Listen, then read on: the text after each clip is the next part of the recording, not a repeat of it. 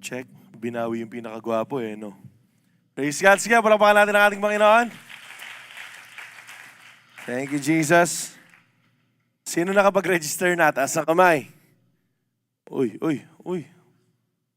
Pakita na nga yung katabi mo, bakit hindi ka pa nag-register? Sabihan mo siya, mag-register ka na mamaya. Ayan. Sino magre-register mamaya? Taas ang kamay. Sino magre-register mamaya? Taas ang kamay. Sino gusto sumama ng camp? Taas ang kamay. Yun, no? What are you waiting for? Enroll now at Bright Star Christian Academy. And praise God, mag-register na po tayo dahil malapit na lang ang ating youth camp. And praise God once again, 3,000 na lang po ang ating camp fee. So sa mga first-timers po, para po magkaroon kayo ng idea kung ano nga po ba yung youth camp. Ito po yung for 3 days. Aalis po tayo, pupunta tayong Japan. Yan, no? Wow!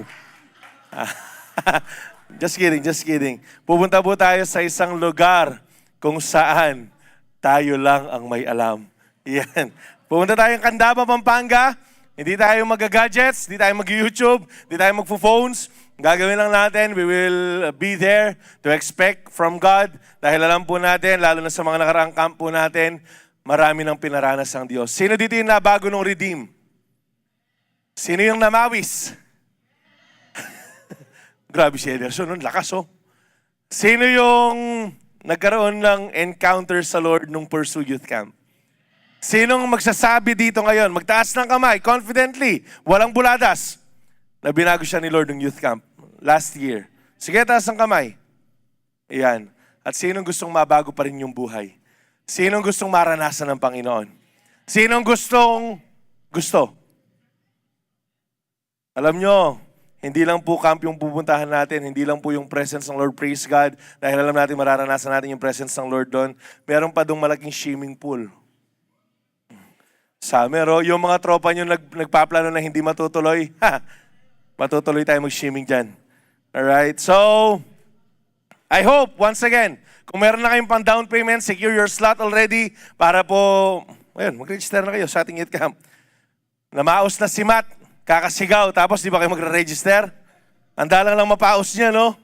Praise the Lord. So ngayon po, tuloy-tuloy tayo. Ang last installment po natin sa Victory in Jesus na theme po natin for this whole month of April. Ayan, sinong natututo? Yung totoo. Sinong naniniwala na matagumpay na siya sa kasalanan? Magtaas ng kamay. Ayan. Sino ditong naniniwala na wala ng puwang ang fear and anxiety sa kanyang buhay?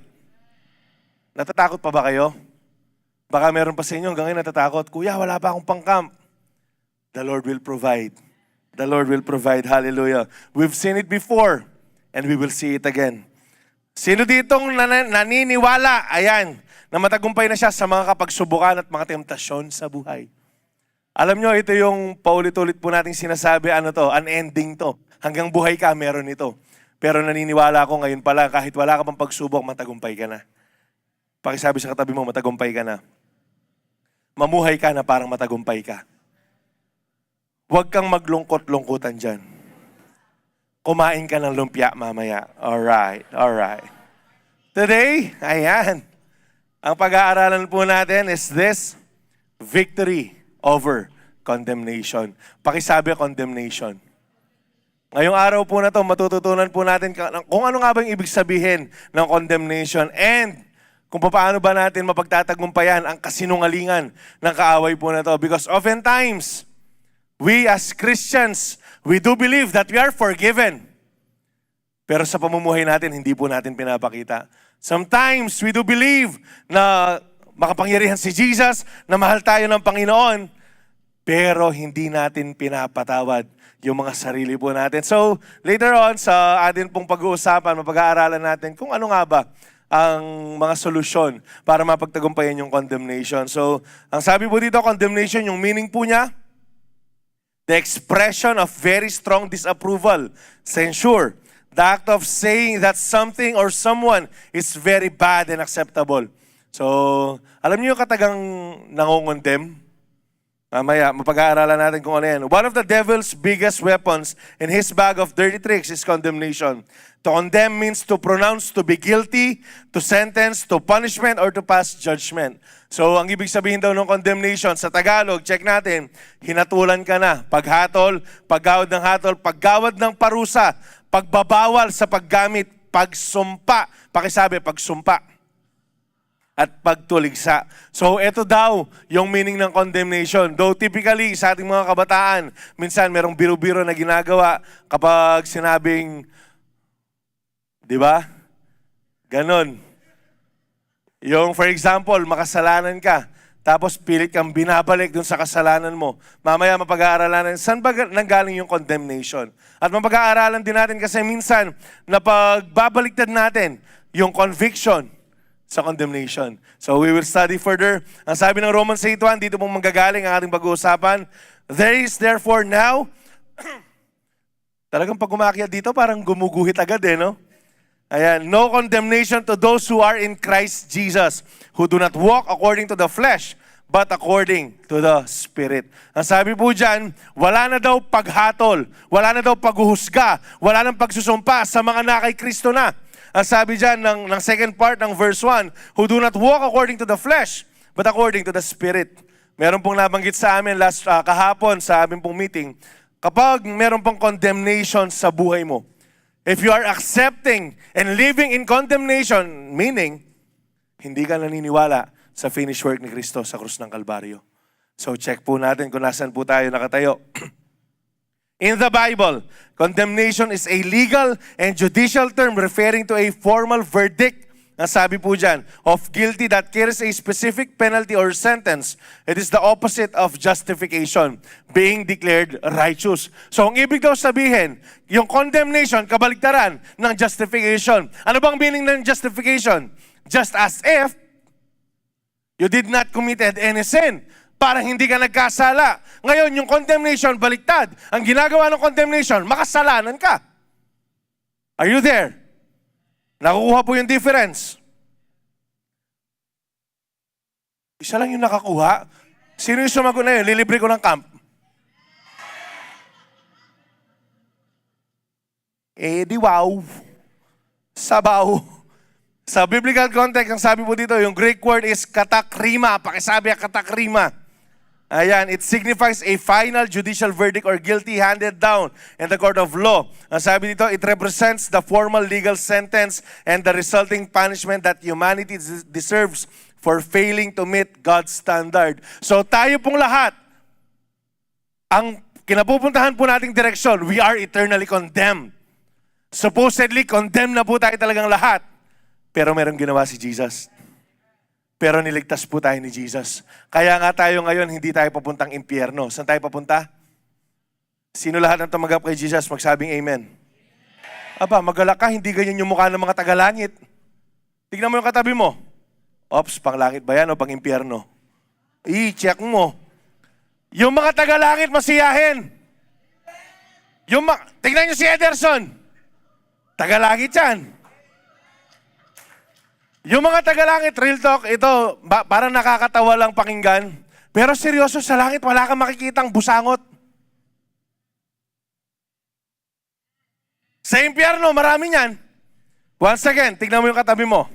Yan, makikita mo, tagalangit na din yan. Alright. Yung iba nahiya po, tinatago po.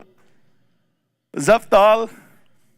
Ang sabi dito, kaya nga, so, yan yung kapupuntahan po natin. Yan yung eternal state natin, supposedly. But praise God, ang sinabi ng Panginoon, now there's no condemnation. Sobrang significant yan. Bakit? Ang sabi po dyan sa note po natin, it means that those who are in Christ Jesus, the judicial case is closed. The penalty has been paid. Binayaran na po, and the sentence has been fully removed. Kaya nga po, palagi po natin sinasabi, tetelestai. Ano pong ibig ng tetelestai? Hindi mo na kailangan pumunta ng impyerno. Hindi mo na kailangan mapako sa krus ng Kalbaryo. Kasi bakit? Binayaran na po yan ni Kristo. Parang hindi kayo masaya. That is the good news, right, DC? Ito po yung magandang balita. Hindi na natin kailangan mag-suffer. We are to enjoy heaven. We are to enjoy heaven. Hallelujah. So ang sabi po dito, meron ako nabasa kanina, ang sabi niya, the verdict is not less condemnation. Hindi siya less na condemnation, hindi nabawas yung condemnation natin. That's where many believe they are thinking our standing has improved in Jesus. Alam nyo, hindi po nag-improve yung standing po natin kay Jesus. It's been completely transformed. Change to a status of no condemnation. Hindi po nabawas yung paghatol sa atin. Kung hindi po tayo hinatulan. Mamaya, meron po akong babasahin dyan. So, difference po muna. Differentiate po natin yung condemnation and yung conviction. Ang sabi po dito, condemnation. Source, sino daw? Sino daw yung source? Huwag mo titignan yung katabi mo, ibang source yan. Sino daw yung source?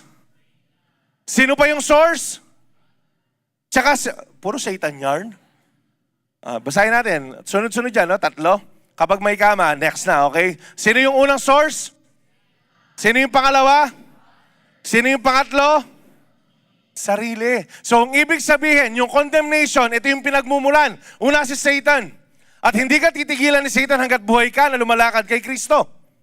Ang gagawin niyan, paulit-ulit kanyang ibabalik sa nakaraan mo. Pangalawa, yung ibang tao. Kapag hindi ka kakilala ng tao, tapos nagkamali ka ng una, ang titignan niya yung pagkakamali sa buhay mo. Pangatlo daw, sino? Yung pinakamatinding kalaban, yung sarili. Yung sarili po natin. Kagaya na sinabi ko kanina, sometimes we are living, alam natin pinatawad tayo ng Panginoon, but we are being too hard on ourselves. Gusto mo, inaaral mo at tinatrabaho mo lahat para patawarin ka ni Jesus. You don't need to do those things. Check po natin mamaya. Ang sabi dyan, message, you are guilty. You are worthless. You're done.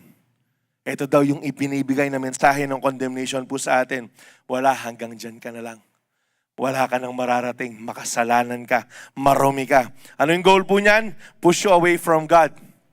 Ito yung isa sa mga pinaka-perfect example ng isolation. Kasi di ba, talaga naman nakakahiya kapag meron kang nagawang mali, tapos yung tendency natin, umalis na lang tayo. Kapag meron kang nagawang mali, anong tendency po natin? Mag-lay low muna sa CU. Huwag muna mag-attend. Hindi naman ako hahanapin dyan. Pero hindi mo alam, hinahanap ka ng Panginoon. Hindi mo alam, God is looking for you. Ang sabi dito, yung feeling na mararamdaman mo kapag nasa condemnation ka, you are hopeless, you are crushed, you are stuck, you have no way out. Parang you're just running in circles. Alam niyo yung running in circles? Sometimes tayo mga Kristiyano, nandito tayo sa sakit na to. We think we are moving forward. Pero kapag nakita po natin yung bird's eye view ng Panginoon, we're just running in circles. Paulit-ulit po tayo. Yan yung pakiramdam ng namumuhay sa condemnation. Yung resulta, you hide, you quit, you give up. Pero praise God, ang sabi ng Lord sa Romans 8:1, wala nang condemnation. Voice sounds like you failed again. God's done with you. Ito daw yung bulong ng kaaway. Kapag merong condemnation or kapag namumuhay ka sa condemnation, ang bubulong daw ng kaaway sa'yo, tignan mo, nagkamali ka na naman. Tingnan mo, pataas-taas ka pa ng kamay. Tingnan mo, youth camp ka pa. Wala na. Wala ka ng pag-asa, boy. Hanggang dyan ka na lang, boy. Pero check po natin yung conviction naman. Yung conviction, sino daw po yung source? Kanino daw nanggaling yung conviction? Sa Holy Spirit. Siya lang, wala nang iba. Sa Kanya po nanggagaling yan. Ang sabi dyan, sa John 16:8 says, He convicts the world of sin. So yung nagko-convict po yung Holy Spirit. Message po na pinapatungkulan ng conviction. That was sin. Turn back. You're forgiven. Nakikita ninyo yung difference? Pangalawa pa lang to. Yung message na sinasabi niya, oo nga, kasalanan nga yung nagawa mo. Pero bumalik ka. Kasi bakit? Pinatawad ka na ng Panginoon. Ang bira, kanya man natay ta?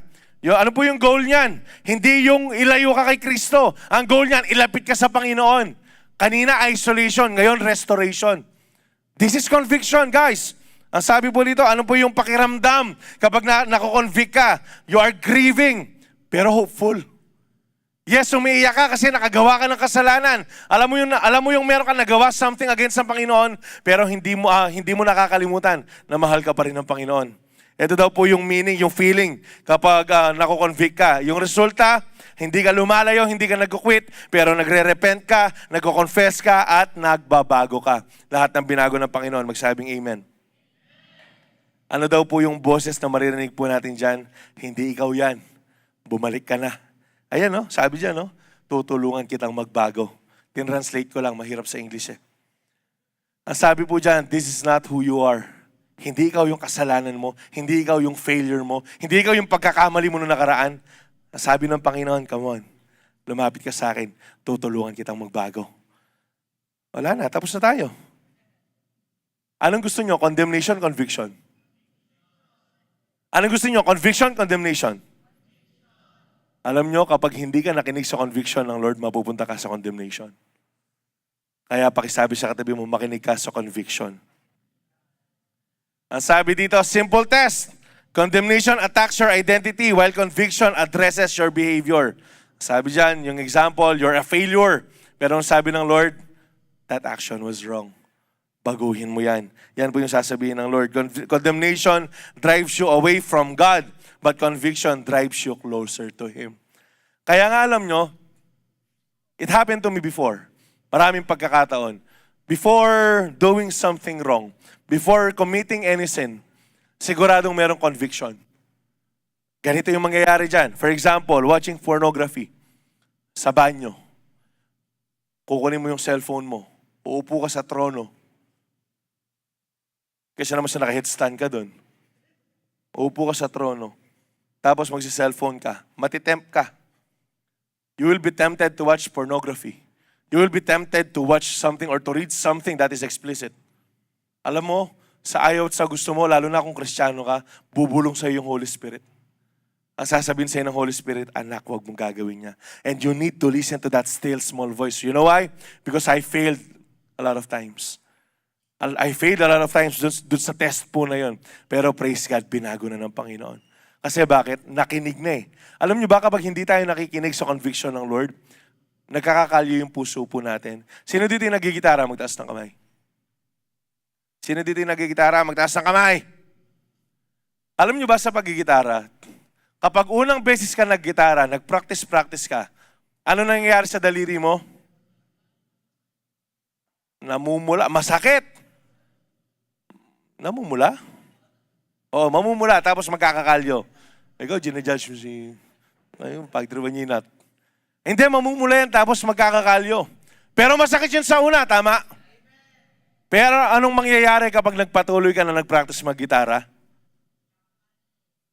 Kapag nagkakalyo na, masasanay ka na. Ganyan din po kapag hindi ka tumigil. Kapag kinonvict ka na ng Holy Spirit, tumitigas yung puso. Akala mo okay pa yung ginagawa mo, pero hindi na pala. Kaya nga pakisabi sa katabi mo, makinig ka sa conviction. Huwag puro emosyon. Ayan. So we have victory over condemnation if we do not live according to the flesh. Ganito daw kasimple na magtagumpay sa condemnation kapag hindi ka namumuhay. Pakisabi kapag. Sa English, if. Ayan. Ang ibig sabihin ng if, conditional. Are you there? Ang ibig sabihin ng if, conditional. Ang ibig sabihin ng conditional, hindi automatic. Ang ibig sabihin, meron kang kailangan gawin. Magtatagumpay ka kung gagawin mo to. Ano po yan? Hindi ka mamumuhay sa laman. Ang pag-aaralan po natin ay Romans 8, 1-4. There is therefore now no condemnation to those who are in Christ Jesus, who do not walk according to the flesh, but according to the Spirit. Verse 2, for the law of the Spirit of life in Christ has made me free from the law of sin and death. Verse 3, for what the law could not do in that for what the law could not do in that it was weak through the flesh, God did by sending His own Son in the likeness of sinful flesh. On account of sin, He condemned sin in the flesh, that the righteous requirement of the law might be fulfilled in us who do not walk according to the Spirit. Ang sabi po nito, tayo po na hindi na po condemned, tayo po na namumuhay, lumalakad sa Spirito, hindi na po natin sinusundan yung laman. So pag-aaralan po natin, pero meron pong study guide na binigay sa amin dito. Bakit? Sa ibang translation, yung Romans 8.1, Potol. Dati po yung Romans 8.1, yung sa ibang translation, yung Romans 8.1, ganito po siya. Basahin ko nga. There is therefore now no condemnation to those who are in Christ Jesus. Pero bakit sa binasa po natin, sige po, pakita po natin yung NKJV, thank you. Ang sabi dyan, bakit meron siyang who do not walk according to the flesh, but according to the Spirit? but those who are in Christ Jesus. Ang sabi po niyan. Bakit kaya? Meron bang problema sa Bible? Mali ba yung Bible? Bakit meron kulang-kulang yung Bible? Ang sabi po dito, i-share lang po natin ng konti. Sa ibang translation, wala po yung second part, yung naka-green. Ayan, who do not walk according to the flesh, but according to the Spirit. Bakit? Kasi ang sabi po dito, sa NKJV, tsaka KJV, yan lang po meron yan, yung second part na yan. Reason, it's a text critical issue. Hindi po yan doctrinal. Ang ibig sabihin, hindi po binago ng mga, ng NKJV at KJV, yung pong original translation, hindi. Pero text critical issue po siya. Ang ibig niya pong sabihin, okay, basahin ko lang po dito, different Greek manuscript. The earliest and most reliable manuscript like Codex Sinaiticus and Vaticanus from the 300 ADs don't have the extra phrase. Ang ginawa po ng NKJV and KJV, if you are to read the whole context, sa verse 4, nandyan din po yan. So, ang ibig lang sabihin, there is therefore now no condemnation. Para kanino? To those who are? To those who are? Ano yung meaning ng those who are in Christ Jesus? Those people who are walking not according to the flesh, but according to the Spirit. So, ang ibig sabihin, wala daw condemnation sa atin, walang paghahatol sa atin. Kung, pakisabi, kung. Yan, gusto ko yun, talagang may taas din eh.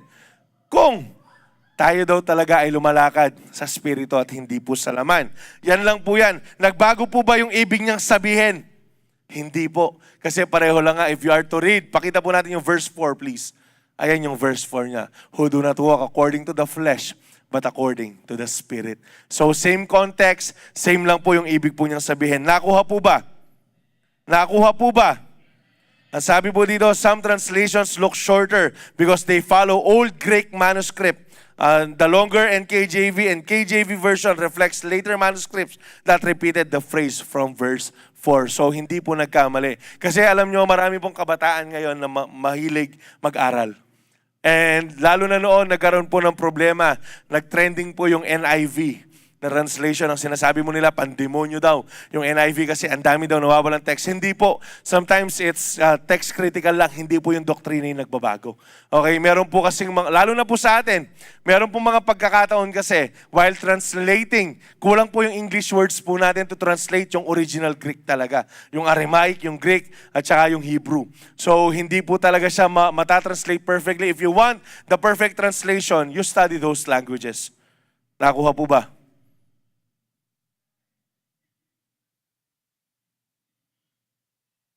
Alam nyo po, tametwa kayo, wapin pala, mukhang yan. Ang sabi po dito, mag-aral na tayo ulit. So, yung Romans 8, 1-4, hindi po theological lang yung hindi na tayo condemned.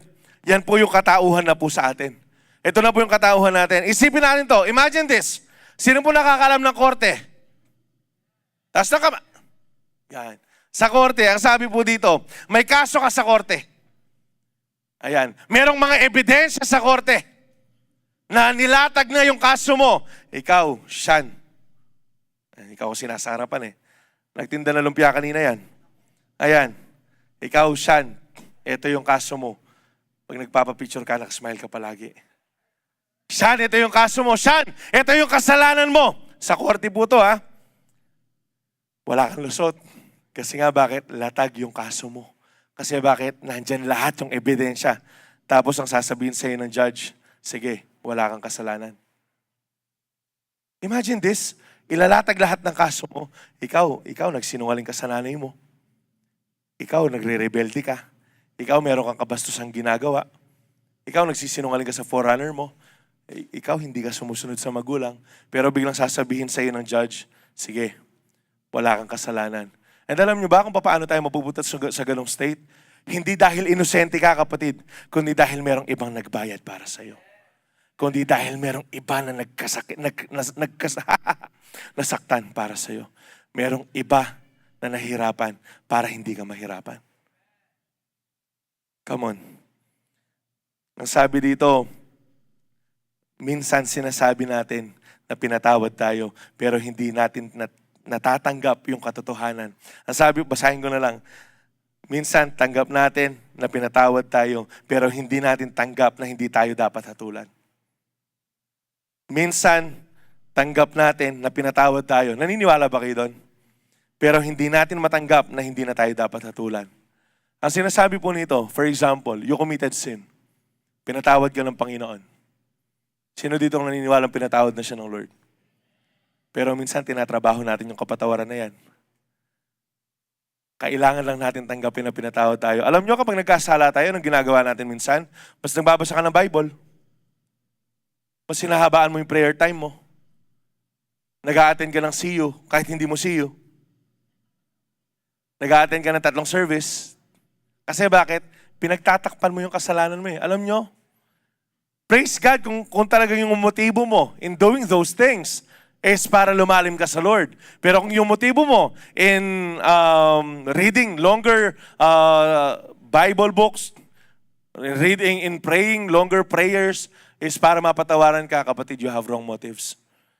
Why? We cannot earn yung forgiveness ng Lord kasi ibinibigay niya po sa atin yan. Ang kailangan lang po nating gawin, kung tinatanggap po natin na pinatawad tayo ng Panginoon, tanggapin mo rin na hindi mo na kailangan pagbayaran pa yun. Ganun po tayo kaligtas. Come on. Sabi po dito, tapos na daw yung kaso mo. Alam nyo ba, dahil nga, na-share ko ito kamakilan sa inyo, so, sa mga nakakulong, dahil nga nag-ministry po tayo sa mga pulis, sa mga nakakulong, isa lang yung hinihintay po nila. Alam nyo kung ano yon? Maka-quit. Maka-quit yung kaso. Matapos yung kaso, makalaya sa kulungan, makasama yung pamilya po nila. At alam nyo kung anong meron tayo? That very same freedom na hinihingi nila, nasa sa atin po ngayon. Ang tanong, talaga bang malaya ka? Check mo, check. Check mo nga yung katabi mo. Check mo nga yung katabi mo. Talaga bang malaya yan? O sige, huwag mo nang tignan yung katabi mo. Hawakan mo nga yung sarili mo. Hawakan mo, huwag mong dugdugin. Talaga bang malaya ka? Sana mamuhay po tayo na mayroong kalayaan. Kasi ito po yung gusto ng Panginoon sa atin. Yung verse 2, for the law of the Spirit of life in Christ Jesus has made me free from the law of sin and death. May dalawang law. May dalawang principle ang sabi po dyan. Ano daw yung law of sin and death? Yung law of sin and death, hinihila po tayo pababa sa kasalanan para makaranas po tayo ng guilt feeling. So ang gagawin ng law of sin and death, ay hindi, sige, magkasala ka. Tapos kapag nagkasala ka, mahihiya ka na lumapit sa Lord. Mahihiya kang bumalik sa Lord. While, on the other hand, yung law of the Spirit of life, ang sabi dyan, ang ginagawa sa atin, pinapabanal po tayo. Kaya nga ito po yung dapat po natin gawin. Kaya nga sabi dito, hindi mo kayang talunin ang kasalanan sa sarili mong lakas, pero yung Holy Spirit yung nagbibigay ng power para makalaya ka. Alam nyo, ito po yung topic. Nakalimutan ko mag-disclaimer kanina, ngayon na lang. Ito po yung topic na hindi mo may imagine na mag-amen ka palagi. Pero ito yung topic na sobrang kailangan po natin. Alam niyo ba, sobrang doctrinal nito. Kaya nga sabi ko sa Lord, Lord, tulungan mo ko paano ko ito ibababa sa youth. Kasi bakit? Dito namamatay yung mga kabataan. Dito nag-fail yung mga kabataan kung paano umalis sa condemnation. But I hope talaga, ngayong oras na ito, matutunan po natin kung paano umalis doon sa condemnation po na yun. Romans 8:3, yung pong verse 3 po natin. For what the law could not do, it was weak through the flesh. God did by sending His own Son in the likeness of sinful flesh. On account of sin, He condemned sin in the flesh. Ang sabi dito, hindi sinabi na tinanggal lang ng Diyos ang kasalanan. Ang sabi po dito, He condemned sin in the flesh. Ang ibig sabihin, merong hinatulan. Ang ibig sabihin, merong hinatulan pero hindi ikaw. Merong nagbayad pero hindi ikaw. Sino po yung hinatulan para sa kasalanan po natin? Sino? Ang ibig sabihin, lahat ng guilt mo, lahat ng kahihiyan mo, lahat ng pagkakasala mo, lahat ng mga kabastusan na ginawa mo, lahat ng mga bagay na ayaw mo nang maalala, lahat ng mga past mistake mo, binayaran ng lahat ng ating Panginoon. Ganyan po kasarap yung mamuhay na walang condemnation. Hindi po binaliwala lahat yun ng Diyos, pero binayad po yan ni Kristo para po sa atin. Ang sabi po dito, kapag sinasabi ng kaaway sa'yo, na paulit-ulit kanyang nire-remind, na alam mo, ikaw makasalanan ka. Kasi ganyan po yung bulong ng kaaway, paulit-ulit. Di ba kanina lang nanood ka ng porn? Di ba kanina lang nagrebelde ka? Yung vape mo nga hanggang ngayon, nasa bag mo eh. Baka hindi kay Satan yun, baka kay Jesus yun. Baka conviction yan, yung vape mo, itapon mo na. Pero ito yung paulit-ulit na sasabihin sa iyo ng kaaway. Di ba rebelde ka? Di ba wala ka ng kwenta? Alam mo, kailangan po natin siya sagutin ng katotohanan. Oo, tama yun, dati. Pero binayaran ng lahat ng ating Panginoon. Binayaran na pong lahat ng ating Panginoon. Oo, nagkamali ako. Pero tapos na yun. Oo, ako yun. Dati.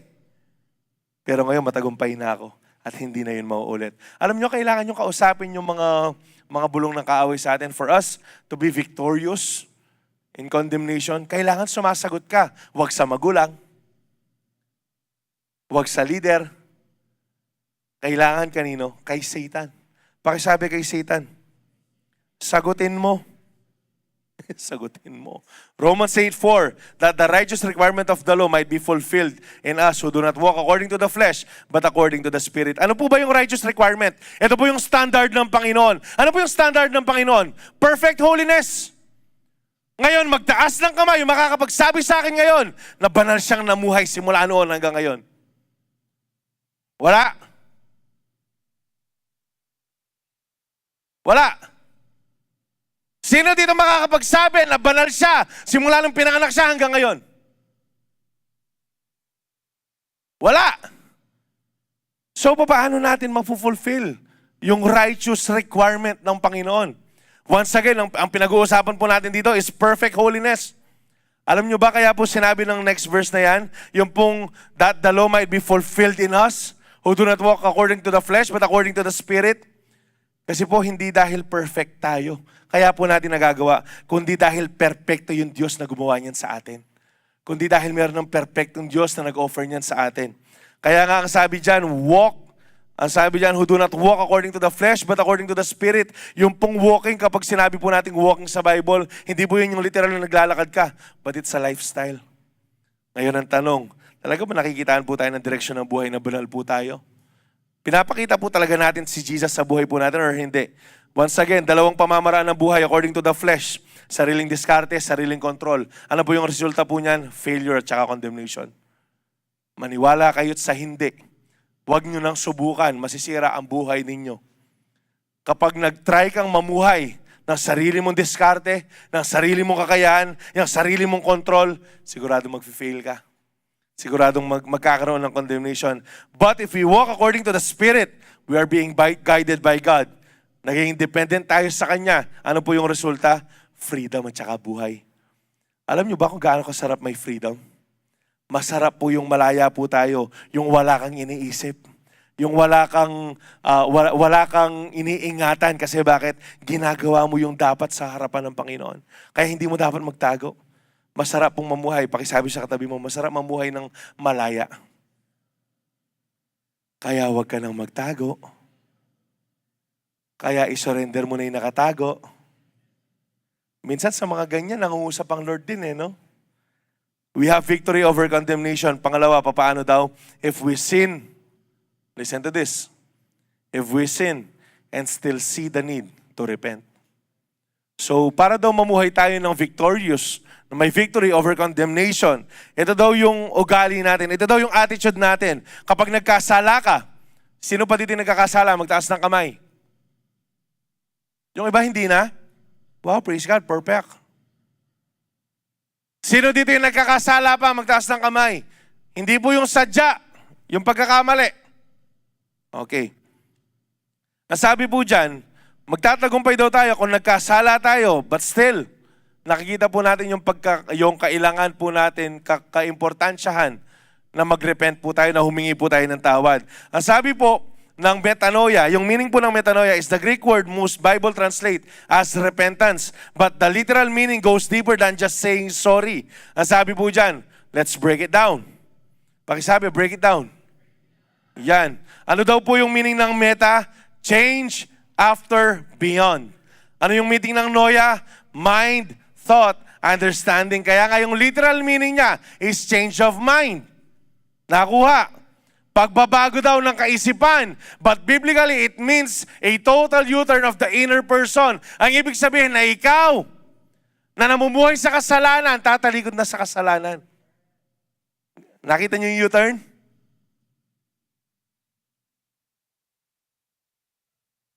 Alam nyo kung bakit U-turn yung tawag doon? Para hindi ka dumiretso sa pagkakamali. You turn away from sin. Nahabol. Malapit na akong mapahiya eh. Praise God. Minsan talaga, thank you Lord sa wisdom eh.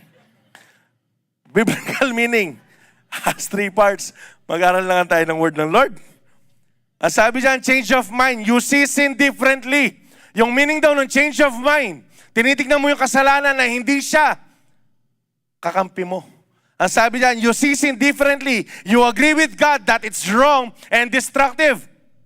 Yan daw yung meaning ng change of mind. Yung change of heart, it's not just intellectual. Hindi lang po siya mental assent.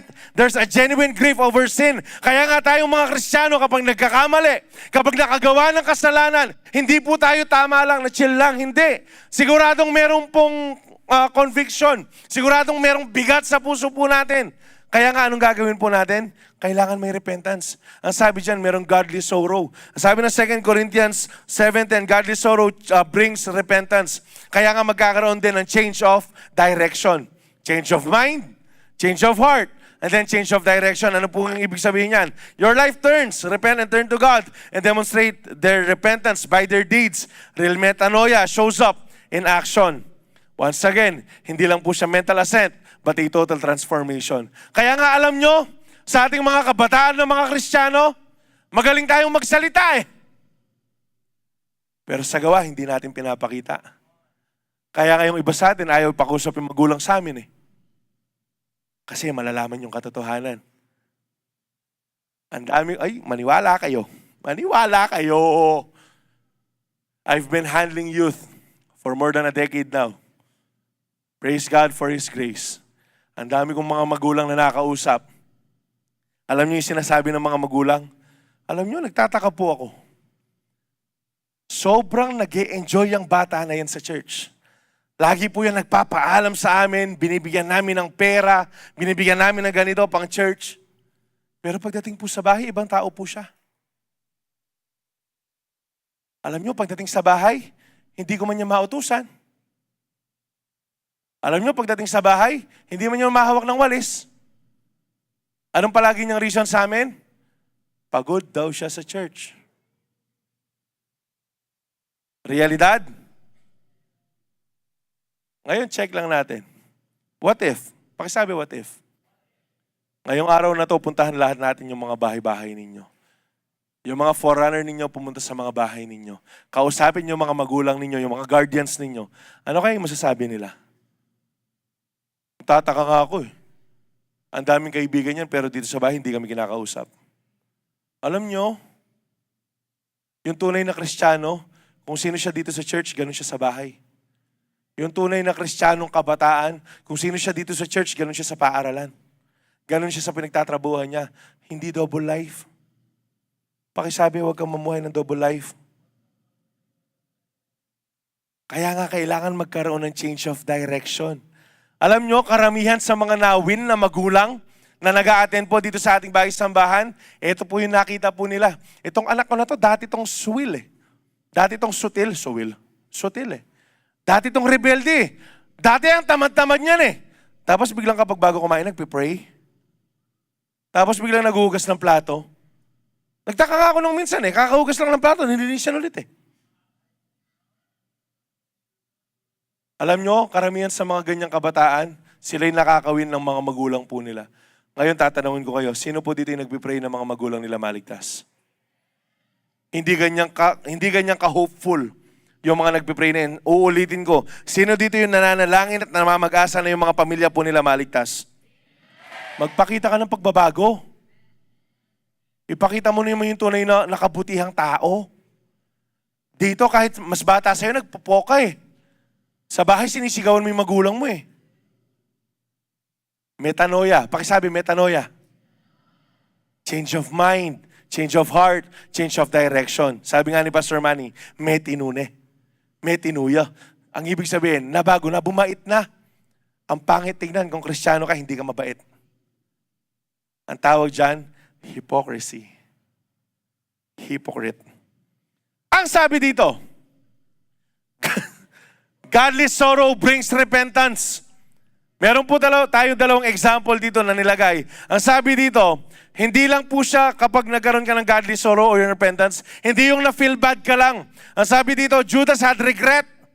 Si Judas po, nung binenta niya si Jesus ng 30 pieces of silver, tapos nung kukunin na si Jesus, na ano po yan na guilty, nagkaroon ng feeling na, bakit ginawa yun?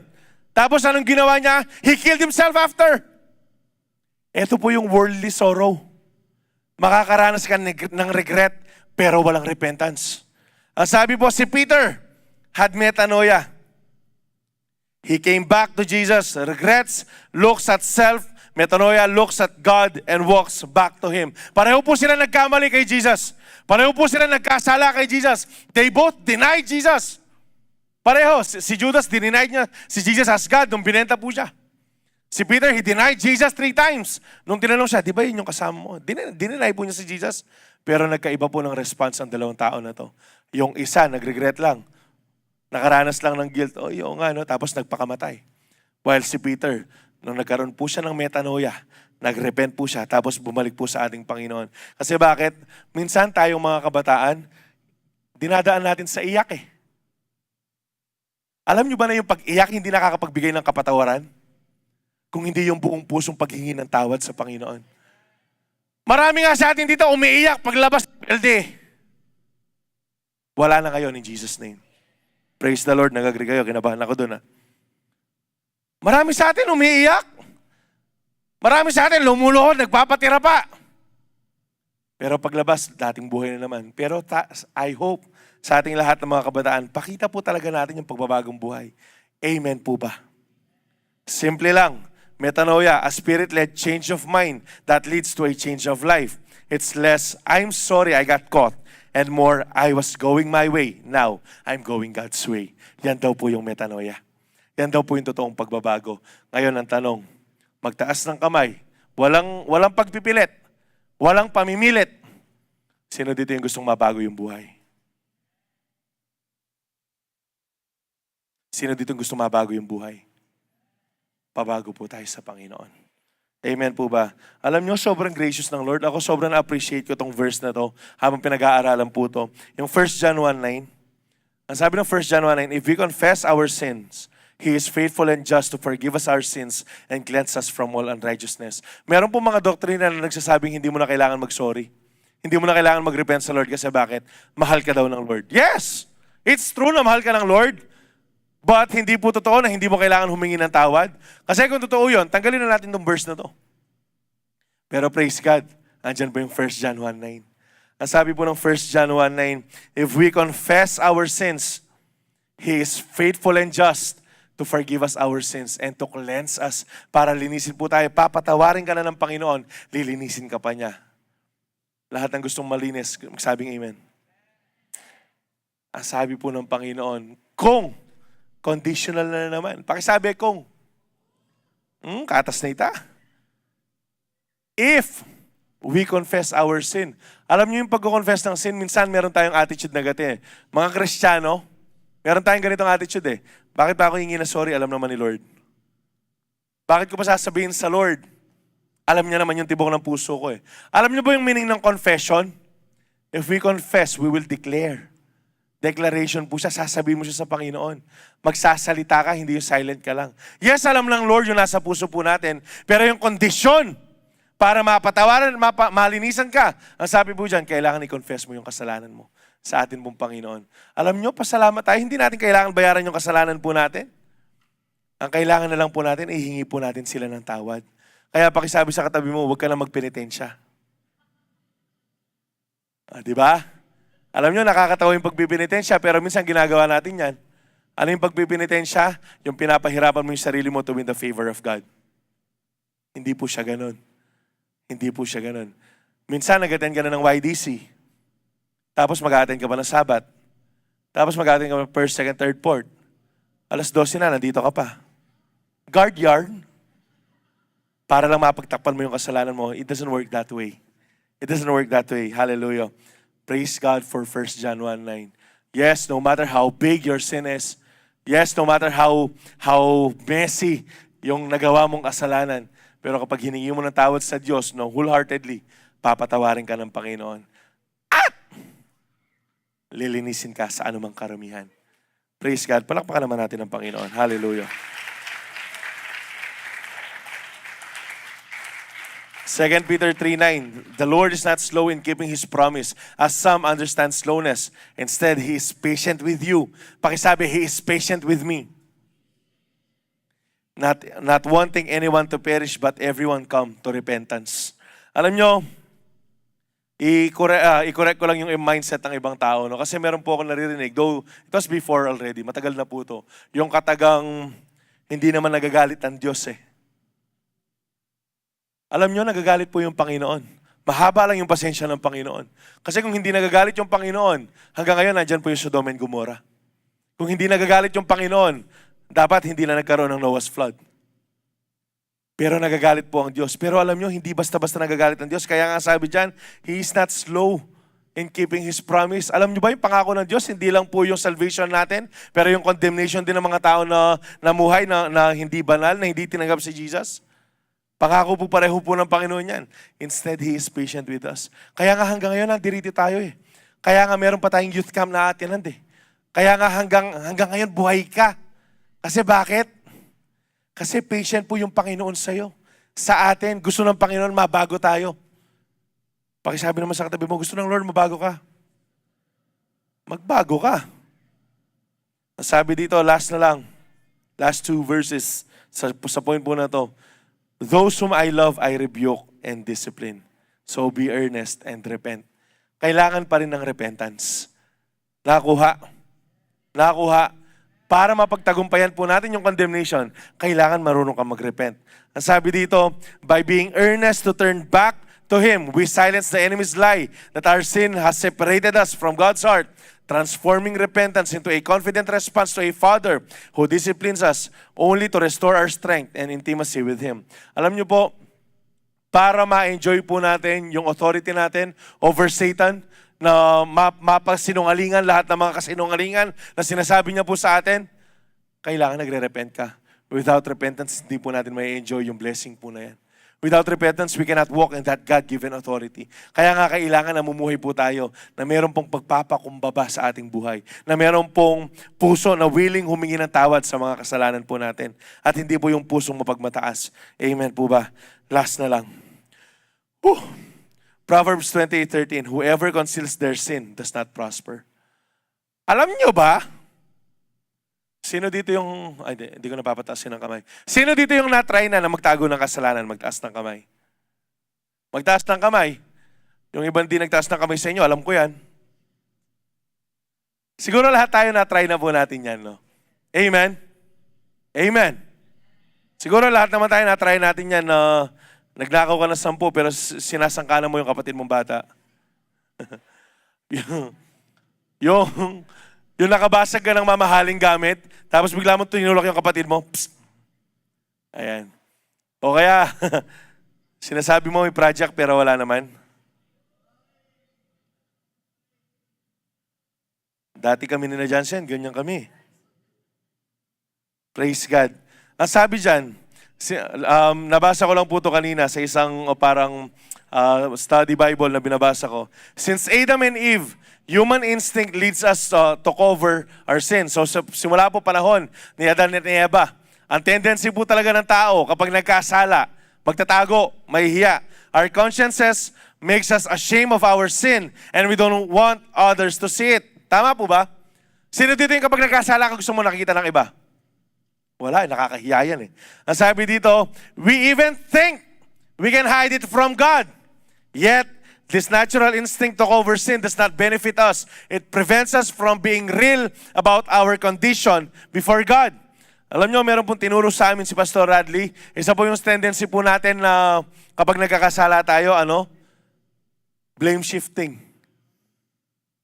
Yung kapag nagkasala ka, sisihin mo yung, kunyari si Adam, nung sinermo na siya ng Lord, ano sabi niya? Yung kasing babae na yun eh. Nung kinausap ng Lord yung babae, ano sinabi ng babae? Yung kasing aas na yun eh. Minsan meron tayong tendency ganyan eh. O bakit ka nag-compromise? Kuya, kasi chinat niya ako.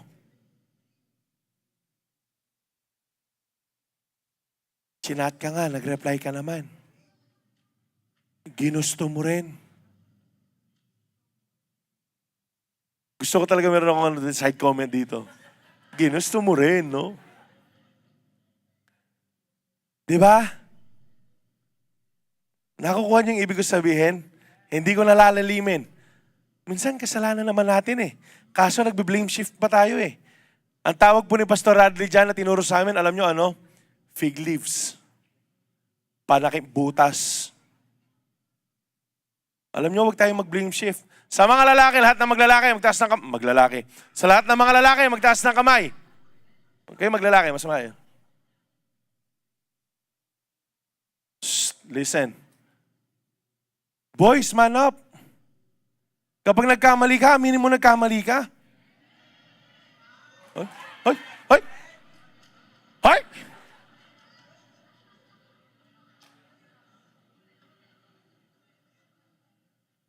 O sige, ganti tayo. Babae, taas ng kamay. Shh. May buhayan kayo, eh? Yung mga babae, taas ng kamay.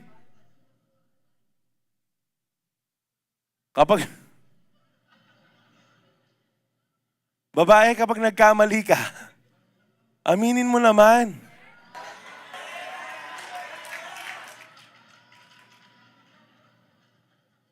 Hindi, wala naman to. Puro-puro lang to. Word lang tayo, word. Huwag nyo namang, hindi mo ba ako nintindi? Babae ako. Hindi, seryoso. Kapag nagkamali kayo, aminin ninyo, humingi kayong tawad.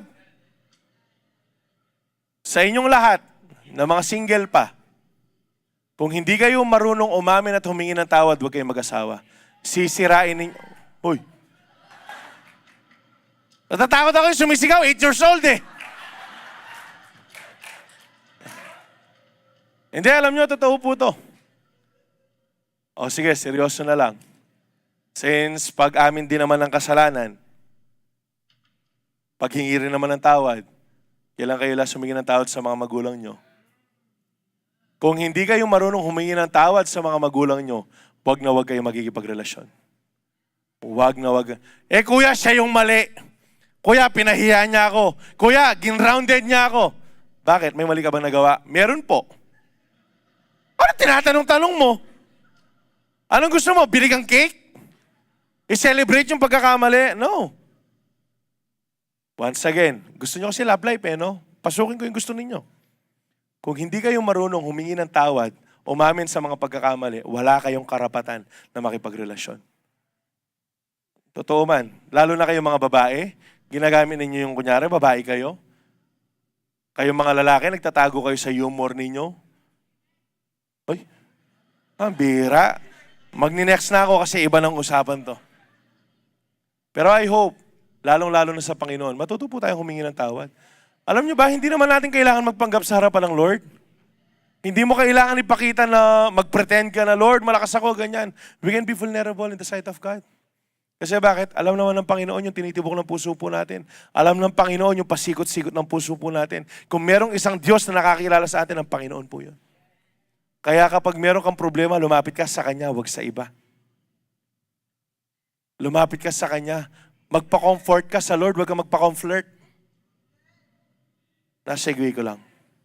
We have victory over condemnation. Galit na sa akin si Shai. If we live to be more than conquerors. Pakisabi, I am more than conqueror. Tapikin mo yung katabi mo, pakisabi, you are more than conqueror. Ang sabi dito, being more than a conqueror means that condemnation is powerless because nothing, pakisabi, nothing, can separate us from the love of God. Ay, ang sarap. Walang makapaghihiwalay sa atin sa pag-ibig po ng Diyos. Kaya yan po yung babasahin po natin. Romans 8:33-39. Who will bring any charge against those whom God has chosen? It is God who? It is God who? Who then is the one who condemns? Pakisabi, no one. Christ Jesus, who died, more than that, who was raised to life, is at the right hand of God and is also interceding for us. Alam nyo, ito yung sobrang amazing sa Panginoon. If you are just na pag-aralan mo, namnamin mo itong salita ng Panginoon, imagine Jesus, hindi po siya tumigil nung namatay po siya sa cross. He ascended into heaven. He will come back. Pero hanggang ngayon na hindi pa po siya bumabalik, alam nyo kung anong ginagawa ng Lord? He is interceding for us. Ano po yung pinag-i-intercede ni Jesus sa atin? For us not to fail. For us not to give up. Para hindi tayo mamuhay sa kasalanan. Yan po yung ginagawa ni Jesus. Alam mo, sobrang I-appreciate yan mo, Jesus. Verse 35, who shall separate us from the love of Christ? Shall trouble or hardship, shall persecution or famine, or nakedness or danger or sword? As it is written, for your sake, we face that all day long. We are considered a sheep to be slaughtered. Verse 37. No! Pakisabi no! In all these things, we are more than conquerors through Him who loved us. For I am convinced, pakisabi, I am convinced, that neither death nor life, angels nor demons, present or the future, nor any powers, nor height, nor depth, nor anything else in all creation will be able to separate us from the love of God that is in Christ Jesus. Ang ibig sabihin ng verse na to, simula kanino, walang anuman, walang sino man ang pwede makapaghiwalay sa atin sa pag-ibig ng Diyos. Pero, pakisabi, pero, maraming tayong bidyogin pero. Ito po yung konteksto nito. Alam nyo kung ano yung konteksto ng Romans 8:33 to 39? That no one will be able to separate us from the love of God? Babalik tayo sa Romans 8:1. YDC, pakita po natin yung Romans 8:1. Ang sabi ng Romans 8:1, therefore, there is now no condemnation for those who are in Christ. Hindi, yung NKJV tayo. NKJV. Ayan. Those who does not walk in accordance to the flesh, but according to the Spirit. Ang ibig sabihin, yung promise that no one will be able to separate us from the love of God is for those people who are walking in accordance to the Spirit, not according to the flesh. Nakuha. Ang ibig sabihin, kasi po, yan po yung ginagamit ng mga once saved, always saved people. Lalo na yung Romans 8 po na yan. Na hindi, tingnan mo na, walang makapaghihiwalay sa'yo kaysa sa Diyos. Hindi yung kasalanan mo. Nasa nagsabi yung kasalanan dyan? Yes, hindi po yung kapag nagkamali ka. For example, sumigaw ka, kanina, nagmura ka, huwag niyong gagawin. Kanina nga eh. Okay? Meron ka nagawang pagkakamali. Ang ibig sabihin nun, mawawala ka sa Diyos, mapupunta ka ng impyerno. Pero, ang pinag-uusapan po dito is habitual sin. Ano po yung habitual sin? Hebrews 10. If you continually keep on sinning, ang sabi po ng verse na yun, no sacrifice for sin is left, but only a fearful expectation of judgment sa atin pong Panginoon. Ang konteksto po ng walang makapaghihiwalay sa atin sa Panginoon is para sa mga tao na ayaw humiwalay sa Panginoon. Is para sa mga tao na gustong yakapin yung kabanalan ng Diyos. Pakitanong nga yung katabi mo, ikaw ba yon? Ikaw ba yon? Alam nyo, ang sabi dito, for I am persuaded, yung logic po niyan, yung verse 38 and 39, nandito lang po pinakita din. This is the persuasion of victory. It covers every dimension and every time you are more than conqueror because your security is locked in God's character, not your performance. Yung daw security na meron tayo, yung daw victory na meron po tayo, hindi dahil sa mataas kang tumalon, malakas kang pumalakpak at magkanta sa Panginoon, kundi dahil lang po sa ginawa ni Kristo sa krus ng Kalbaryo. Dahil lang po sa Kanya. More than conquerors means you just don't survive the fight. You come out stronger because of it. Romans 8:37 uses hupernikao. Pakisabi po, hupernikao. Ano pong meaning ng hupernikao? Super victor. Ha? Pakisabi, super victor. Or hyper conqueror. Yan daw po yung meaning niyan. So, tayong lahat, hindi lang po tayo victorious. We are super victor. Ayan. Pakisabi, super victor. Or hyper conqueror. A conqueror beats the enemy and walks off the battlefield. More than a conqueror beats the enemy and takes the spoil. So, yung conqueror daw, ang ibig niyang sabihin, kapag merong battle, mananalo ka, conqueror ka. Pero yung more than conqueror, super victor, hyper conqueror, ang ibig daw niyang sabihin, nanalo ka na sa battle, meron ka pang kuhang spoil. Meron ka pang nakuha. Meron ka pang sinama. Parang yung kwento po ni na Jehoshaphat. They won the war. Tapos meron pa silang plunder na nakuha for 3 days. Yan po yung mga more than conquerors. At yan po yung meron tayo. Through Christ, trials meant to break us. End us up. Ang sabi dyan, para po sirain tayo, para umalis ka sa Panginoon. Pero alam nyo, dahil more than conquerors tayo, yung mga trials ngayon, nakikita po natin sila as blessings. Nakikita po natin sila as stepping stone para lumago sa pananampalataya. Pakitanong nga yung katabi mo, gusto mo na ba lumago sa pananampalataya? I-remind mo yung sarili mo na more than conqueror ka. Bulongin mo siya, i-remind mo yung sarili mo na more than conqueror ka. Romans 8 begins with no condemnation. It ends with no separation. Nakita ninyo, buong Romans 8 po to. Romans 8 begins with now there's therefore now no condemnation. It ends with no separation. And in between, we can see in Romans 8 na wala na pong defeat. There's now no defeat. Kasi po bakit? Ganyan po mamuhay yung mga Kristiyano na namumuhay sa biyaya po ng Panginoon. So how do we remain in His love? Ang sabi dyan, so we are super victors, hyper conquerors because of the love of Christ, and no one can separate us from His love if we remain in His love. How can we remain in His love? Alam na po natin to. I have loved you even as the Father has loved me. Remain in my love. How can we remain in His love? When you obey my commandments, you remain in His love. So sino na dito yung mga susunod sa Panginoon? Yung patuloy na susunod sa Panginoon. Hallelujah. Sana po patuloy po tayong mag-obey, mag-abide sa ating Panginoon. We can live as more than conquerors, hyper conquerors, or super victors if we remain in His love. Hallelujah.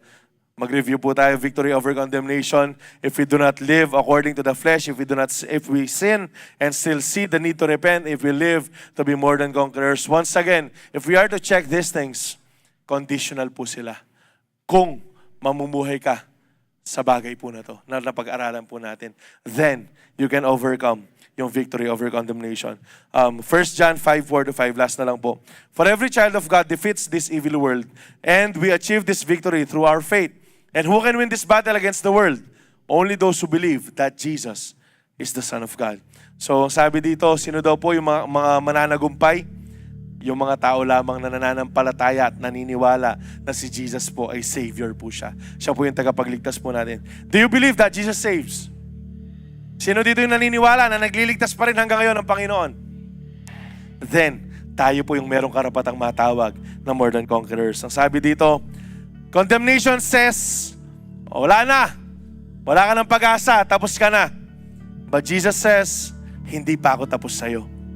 Meron pa akong babaguhin sa'yo. If you feel condemned, hindi po galing sa Diyos yan. It is a call for you na mas lumapit lang po sa Panginoon.